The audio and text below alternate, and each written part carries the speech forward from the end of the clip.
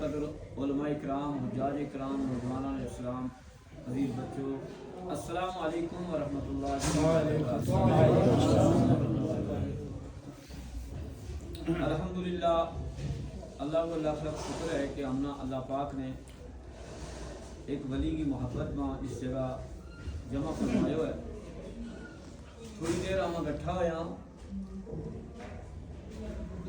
دیر میں ہمارا ایک دوجا ور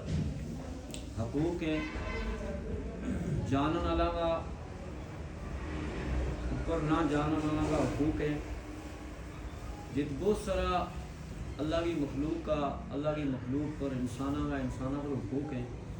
وہ یوں بھی ایک مومن کو حق ہے کہ جب مومن اکٹھا ہو گیا تو مومن ایک دعا کی خیر خواہی کرے اور نیکیاں میں ایک دوجہ کی مدد کرے، نیکی کی دعوت دے اور برائی کو منع کرے۔ اگر نیک ہے تو اس نے نیکی کی دعوت پر بہترین اجر ملے، اگر گنہگار ہے تو وہ گناہ تو باز آ جائے، تو گناہ تو باز آنو انہوں دونوں واسطے قیامت کا دن ذریعہ نجات بنا۔ یہی اولیاء اکرام کو مشن اور خاص کر لال دربار کو کا بزرگوں کو تو یہ مشن ہے کہ وہ جت بھی ویسے تھا دین کی گل ضرور کریں تھا، اور آقا علیہ السلام کا فرمان وہ خلاصہ ہے کہ جس جگہ بھی تم بیسو اللہ رسول کی گل کرو، یعنی لوگوں نے دین کی دعوت دیو، اور اللہ کو یہ حکم ہے کہ تم خیر الامت ساریاں امتوں تو افضل اس سے واسطے کہ تم نیکی کی دعوت دیں اور برائی تو منع کریں۔ تو الحمدللہ اگرچہ تعداد کا لحاظ نہ یا محفل بڑی مختصر ہے، مگر شان اور فضیلت کا لحاظ نہ بہت بڑی محفل ہے، یا کہ ایک ولی نہ جس نسبت ہے۔ اللہ پاک اولیاء کرام کا صحیح نقش قدم نہ ہم سارا نہ اختیار کرنے کی توفیق عنایت فرمائے۔ آمین۔ آج معاشرہ کا بڑا عمر رسیدہ بندہ تو لے گا بھی، تو چھوٹا ایک عام کم عمر بندہ تک پریشانی یہ ہے کہ آج انسان قرآن کی تعلیمات تو اور قرآن کی تلاوت تو بڑا دور نظر آ رہا ہے، اور نماز کچھ پڑھتا ہی نہیں، کچھ جڑا پڑھیں ان کی نماز میں کافی کمی ہے، جن کی وجہ تو ان کی نماز ہوتی کوئی نہیں، اور وہ بھی نماز کی روح نہ حاصل نہیں کر سکتا، اور نماز کو ثواب انہیں پورا نہیں مل سکتا۔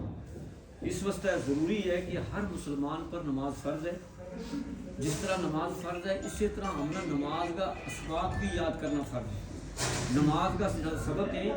سبحان اللہ تو لے گا التحیات تک، تمام الفاظ جڑا ہیں وہ درست ہونا چاہیے، ان کا اندر تجوید کا اعتبار نہ، مخارج کا اعتبار نہ کوئی غلطی نہ ہوئے، کیونکہ ہم نماز میں اللہ نال ہم کلام میں خدا نال گل کرا۔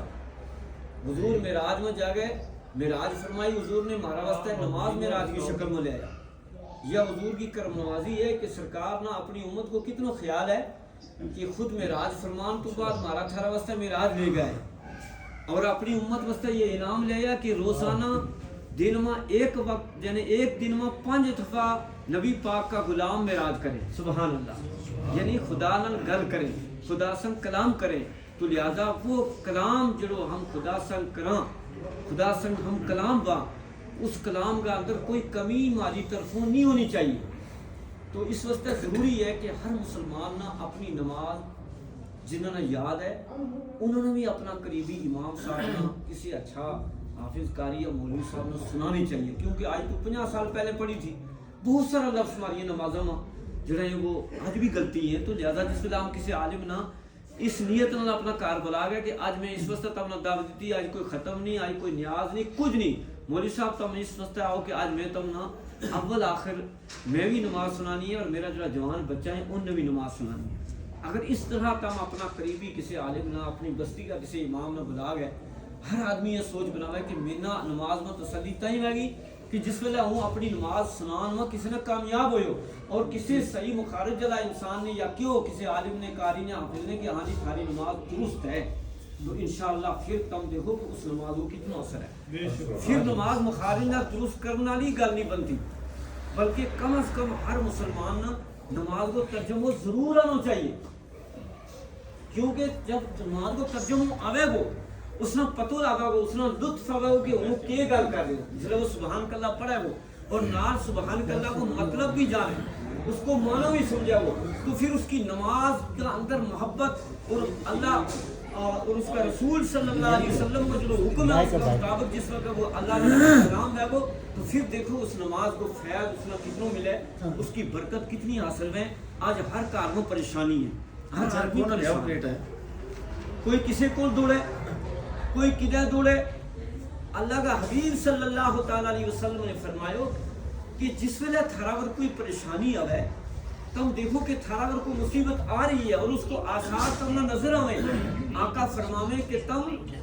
صدقوں کرو. کیا کرو؟ صدقوں کرو. اولاد کتنی بڑی نعمت ہے. ہم نے جس ویلے اولاد نہیں ملتی ہر گھر کی آدمی ٹھوکر کھائیں مگر جس ویلے اولاد اللہ عطا فرماتا ہے ہر انسان اس اللہ کو بھول جائے اس خدا کی نافرمانی کرنی شروع کر دیا. اب آج اس وقت کا ماشاءاللہ ایک بہت بڑی فکریہ جنم لے چکی ہے ہر بستی میں. مولی فاروق صاحب اینا دنوں میں کئی جگہ پر یہ ایسا واقع پیش آیا ہے کہ بچوں دی بچہ کو تھوڑی تکلیف ہوئی ان پڑھ لوگوں کو لے گئے. اگر یا تو پڑھے لکھا کو لے گئے کوئی پڑھے لکھو دین تو کسی نے ہٹان نہیں کو وہ دین کی طرف بلاوا ہے وہ تو ایسا ان پڑھوں کو لے گئے جے وہ کہ جی بچوں تھارو بچ ہی نہیں سکتو ہے جی. کیوں نہیں بچتو پیر صاحب ہے جی اس کا متھاوا